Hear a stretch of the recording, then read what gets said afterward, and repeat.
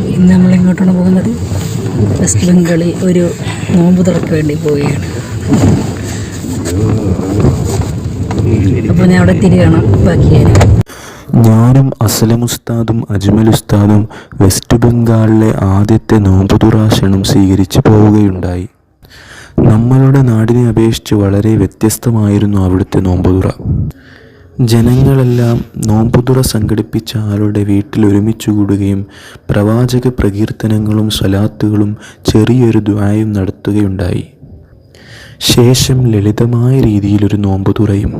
മഗ്‌രിബ് നിസ്കാരാനന്തരം ജനങ്ങളെല്ലാം ഒത്തുകൂടിയിരിക്കുകയും അവരുടെ ആവശ്യാനുസരണം ഭക്ഷണം കഴിച്ച് പിരിയുകയുമാണ് ഉണ്ടായത്.